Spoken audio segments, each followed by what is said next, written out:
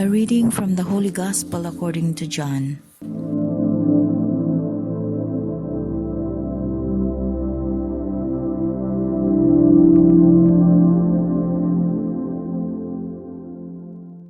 But his answer was, "My Father is still working even now, and so I am working." For this cause the Jews had an even greater desire to put Jesus to death, because not only did he not keep the Sabbath but he said God was his Father, so making himself equal with God. So Jesus made answer and said, "Truly I say to you, the Son is not able to do anything himself, he is able to do only what he sees the Father doing. Whatever the Father does the Son does it in the same way.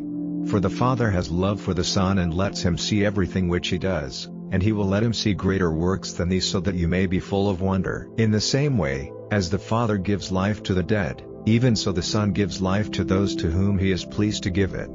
The Father is not the judge of men, but he has given all decisions into the hands of the Son, so that all men may give honor to the Son even as they give honor to the Father.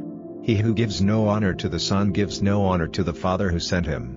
Truly I say to you, the man whose ears are open to my word and who has faith in him who sent me, has eternal life. He will not be judged, but has come from death into life. Truly I say to you, the time is coming, it is even now come, when the voice of the Son of God will come to the ears of the dead, and those hearing it will have life. For even as the Father has life in himself, so he has given to the Son to have life in himself. And he has given him authority to be judged because he is the Son of Man. Do not be surprised at this, for the time is coming when his voice will come to all who were in the place of the dead, and they will come out, those who have done good, into the new life, and those who have done evil, to be judged. Of myself I am unable to do anything. As the voice comes to me so I give a decision, and my decision is right because I have no desire to do what is pleasing to myself, but only what is pleasing to him who sent me.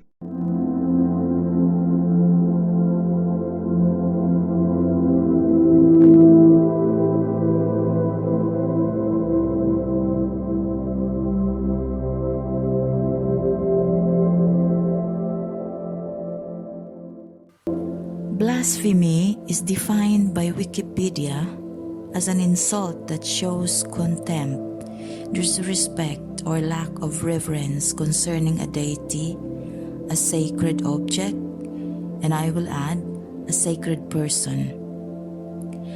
Some religions, especially Judaism during Jesus' time, consider blasphemy as a serious religious crime.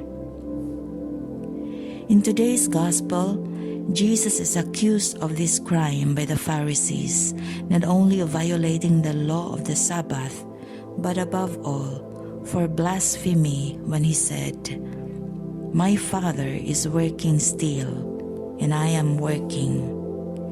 Truly I say to you, the Son can do nothing of his own accord, but only what he sees the Father doing.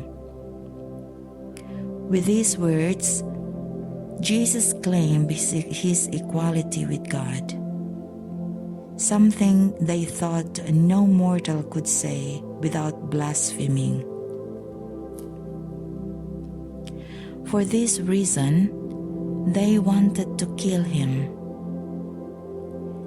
His claim as God's Son is unacceptable for the Jews, and this unacceptance aggravated their anger, which later pushed them to crucify Jesus.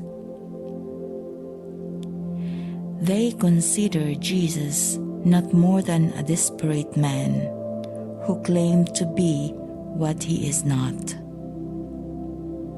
This is the identity of Jesus for them. They failed to realize that Jesus was sent by the Father to reconcile them with God and restore to them the promise of paradise which was lost by the first sin. Jesus' words and actions reveal God's mercy and justice. When Jesus broke the law of Sabbath because he wanted to save life, he was showing God's purpose for creation and redemption. to save life and restore it. By doing this, Jesus continues to show the Father's mercy. Another beautiful message for us in today's Gospel is the unity of Jesus and the Father, expressed in His loving obedience to the Father's will. Jesus' relationship with the Father is based on a complete trust and obedience. Jesus' obedience was, above all, based in love, not so much on submission. This was expressed in His whole life, especially more clearly during His passion, death, and resurrection. All this He did because of His love for the Father. Their love for each other is mutual. The Son loves the Father and gives Himself in total obedience to the Father's will. The Father loves the Son and shares with Him all that He is and He has. We can therefore conclude that the reason why Jesus was so convinced and certain about His mission and His future is because the Father is with Him. He carried the mission entrusted to Him by the Father all through His life because He was sure that the Father will take care of Him, though many times He felt alone. Though our love is not perfect, we are called to offer our lives to God with the same love, trust, and obedience that Jesus had for His Father. If our life is totally dependent on God, bounded by our love and faith in Him, what we are going through in life, even if we are at the lowest point of it, becomes lighter because we have the assurance that we are not alone. We will come to realize that the moment we feel that God is absent and we feel that there seems to be only one set of footprints in our journey, it is because God is carrying us in His loving arms during these difficult moments of our lives.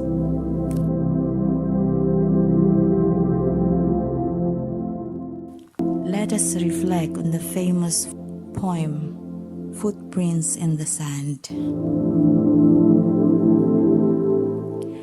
One night, I dreamed a dream.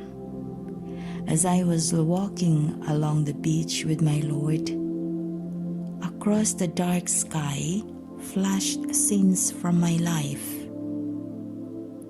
For each scene, I noticed two sets of footprints in the sand, one belonging to me and one to my Lord. After the last scene of my life flashed before me, I looked back at the footprints in the sand. I noticed that at many times along the path of my life, especially at the very lowest and saddest times, there was only one set of footprints. This really troubled me, so I asked the Lord about it. Lord, You said, once I decided to follow You would walk with me all the way. But I noticed that during the saddest and most troublesome times of my life, there was only one set of footprints. I don't understand why. When I needed you most, you would leave me.